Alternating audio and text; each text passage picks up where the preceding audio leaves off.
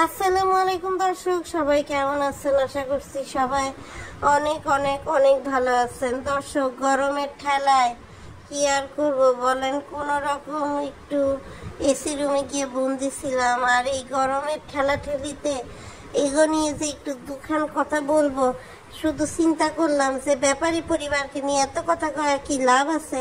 এরা তো এদের কর্মকাণ্ড বন্ধ করে না। শুধু শুধু এই গরমে গলা হুকাইয়া কি কোনো লাভ আছে বলেন? তার পাশে আবার চারিপাশে পানির সংকট। এই জন্য 7 দিন পরে নিয়ে আসলাম আরেকটা নতুন ভিডিও। জানি আপনাদের মন আসলে তো ভরছে না, আর আপনারা ধীরে ধীরে আমার ভিডিও থেকে দূরে সরে যাচ্ছেন। তারপরে কি করা, যারা আমাকে ভালোবাসেন তারা তো অবশ্যই আমার পাশে থাকবেন, তা আমি জানি। আর যারা আমাকে নতুন দেখবেন তাদের কাছে অনুরোধ থাকবে তারা আমার চ্যানেলটা সাবস্ক্রাইব করে দিয়ে পাশে থাকা বেল আইকনটি বাজিয়ে দেবেন, যাতে যে কোনো নতুন ভিডিও আমার চ্যানেলে আমি পাবলিশ করলে আপনারা পেয়ে যান। তো আজকে দর্শক নিয়ে আসলাম গরমের কিছু গরম খবর। গরমের গরম খবর, গরমের গরম খবর। আজকে গরমের গরম খবরের প্রথম শিরোনাম হচ্ছে, পাবনা থেকে মিম চলে এসেছে। এখন ইউটিউবে রটনা রটেছে মিমকে নাকি বাবুর সাথে অপ্রীতিকর অবস্থায় বাপ্পির প্রতিবেশীরা ধরে ফেলেছিল, যে কারণে তাদেরকে পাবনা ছাড়া করেছে, রূপপুর ছাড়া করেছে। আসলে ঘটনা কতটুকু সত্য? ঘটনা কিন্তু দর্শক সত্য। কেন সত্য বলছি? আমার কাছে প্রমাণ আছে। প্রমাণ হলো, আপনাদের মনে আছে কিনা জানি না, তাবিয়ার আকিকা পর্যন্ত সব ঠিকঠাক ছিল, যে তিশাকে নিয়ে মিম গ্রামে যাবে, এবং মিম নিজেই তার ভিডিওতে বলেছে যে সে আবদিয়ার জন্য এক সুটকেস ভরা জামা নিয়ে এসছে, যেগুলো অনেকগুলো এখনো পরানো হয়নি। আমার কথা, তিশার বাড়ি পাবনা, সেখানে মিম তার মেয়ে আর তার গোপন জামাই বাবুকে নিয়ে গেছে। বোনের বাড়ি, বড় বোন অসুস্থ, সেখানে মিমের তো ঢাকায় আসার কোনো তাড়া থাকার কথা না। না আবদিয়ার স্কুল খোলা, না মিম কোনো চাকরি করে। মিম কিন্তু চাইলে ইজিলি আপনার তিশার বাড়ি থেকে, তিশার পাশে থেকে তিশার সেবা করে আরও কয়েকদিন কাটিয়ে তারপরে সে ঢাকায় চলে আসতে পারত। কিন্তু কি এমন এমার্জেন্সি হলো যে এই তীব্র গরমে, রাজশাহীতে কি গরম দর্শক সেটা আপনারা সবাই জানি, তো কি এমন দরকার হলো যে এই গরমে দুপুর 3টার সময় রওনা দিল? এবং আরেকটা বিষয় দর্শক খেয়াল করবেন, তারা যখন ঢাকায় আসে তখন এসে কিন্তু মিমের ডায়লগটা এমন ছিল যে নিজের বাড়ি হচ্ছে একটা শান্তি, এবং সে বাবু এবং আবদিয়া রাতের বেলা যখন আসে, এরপর আবার কয়দিন হচ্ছে মিমের কোনো ভিডিও নাই, মিম নাকি অসুস্থ হয়ে গেছিল। আর এর মধ্যে আরেকটা খবরও ইউটিউবে উঠছে যে মিম নাকি আবারও বাড়ি ছাড়ার নোটিশ পেয়েছে। মিমের যে নতুন বাড়ির দারোয়ান, এই কথাটা কিন্তু আমি আমার গত ভিডিওতে বলেছিলাম যে মিম বরাবরই এমন একটা বাড়িতে ভাড়া থাকে যে বাড়িতে আসলে আশেপাশের লোক খুব কম থাকে, অথবা বাড়িটা নতুন হয় এবং কিছুদিন পরপরই বাড়ি চেঞ্জ করা মিমের কিন্তু দর্শক একটা হ্যাবিট হয়ে গেছে বলা চলে।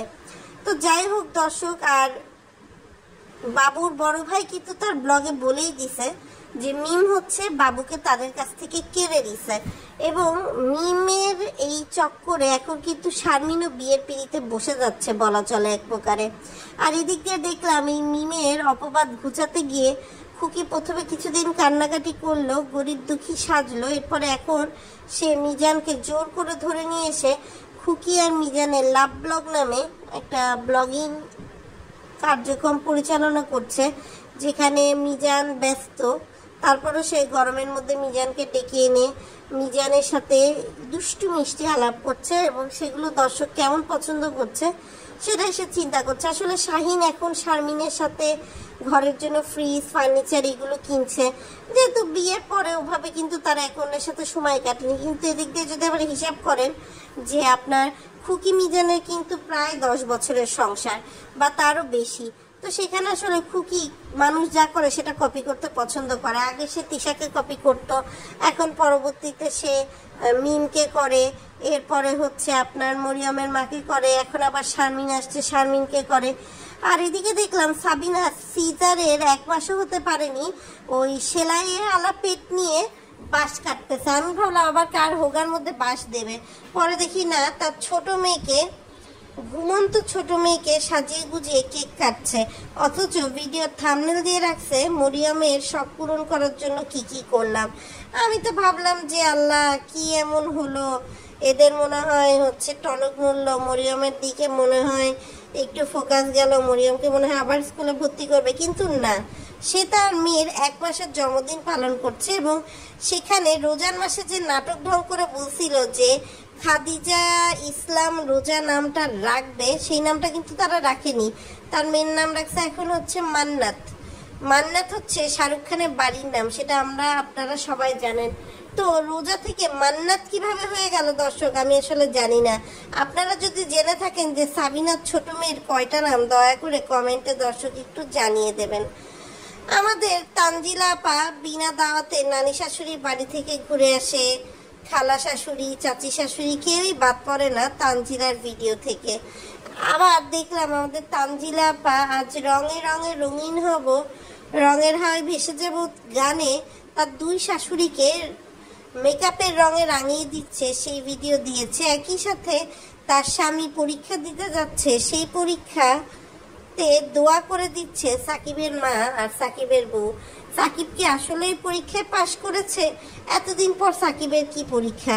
সাকিব কি তাহলে বিসিএস পরীক্ষা দিচ্ছে নাকি ইন্টার পরীক্ষা দিচ্ছে? কেন বিস্তারিত তানজিলা দেখালো না? তানজিলা যেখানে পারলে সাকিব হাগলে সেই ঝুলন্ত পায়খানার আশেপাশে থেকে সাকিবের হাগু পর্যন্ত নিয়ে চলে আসে, সেখানে সাকিব কি পরীক্ষা দিতে যাচ্ছে, কোন প্রতিষ্ঠানে পরীক্ষা দিচ্ছে, এগুলো তানজিলা প্রকাশ করলো না। ব্যাপারটা কেমন যেন সুবিধার মনে হচ্ছে না দর্শক। এবার আসি, আমাদের তিশা অসুস্থ হয়ে গেছে। তিশার চোখে মুখে কান্না এবং বাপ্পিরও নেই কোনো খবর। এতে বোঝা যাচ্ছে তিশা বাপ্পির একটা সংঘাত হয়েছে। অনেকে বলছে মিম পাবনায় গিয়ে যে বেশরমগিরি করেছে সেটার জন্য বাপ্পির মা বাপ্পিকে অনেক কচা দিয়েছে এবং সেই কচারই ধারাবাহিকতায় বাপ্পি তিশার কিন্তু একটা সংঘাত লেগে গেছে বলা চলে। এখন দর্শক দেখার বিষয় এই সংঘাত কতদিন পর্যন্ত চলে আর কতদিন পর গিয়ে সংঘাত হচ্ছে ঠিক হয়। তবে দর্শক আমি একটা জিনিস এইটুকুই বলবো যে এই ব্যাপারী পরিবারের সবারই কোনো না কোনো ঝামেলা, কোনো না কোনো রহস্য আছে।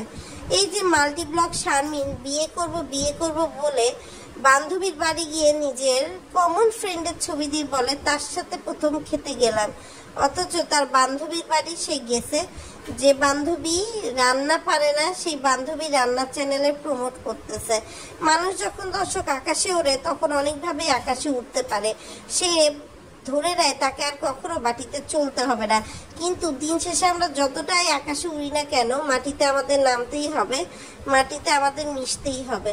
তো যাই হোক দর্শক, আজকের ভিডিওটা এই পর্যন্তই। আপনাদের কাছে আজকের এই ভিডিওটা কেমন লাগলো তা কিন্তু জানাতে ভুলবেন না। যারা এখন আমার চ্যানেলটা সাবস্ক্রাইব করেননি সাবস্ক্রাইব করে দিয়ে পাশে থাকবেন। আর ইউটিউবে অনেক রকমের ঘটনা ঘটে, কিন্তু সব ঘটনা কিন্তু বিশ্বাসযোগ্য না। সর্বশেষ বিশ্বাসযোগ্য খবর পেতে আমাদের চ্যানেল বিডি ড্রামা লাভারের সাথেই থাকুন। এখানে সবার আগে আপনারা কিন্তু খবর দর্শক পেয়ে যাবেন। আর যারা এখনো আমার চ্যানেলটা লাইক শেয়ার সাবস্ক্রাইব করেননি, লাইক শেয়ার সাবস্ক্রাইব করে পাশে থাকবেন। সবাই ভালো থাকবেন, গরমে নিরাপদ থাকবেন। এই যে হিট অ্যালার্ট চলছে, এই হিট অ্যালার্টে কিন্তু নিজেকে সাবধানে রাখবেন। আবারও নিশ্চয়ই পরবর্তী ভিডিওতে দেখা হবে।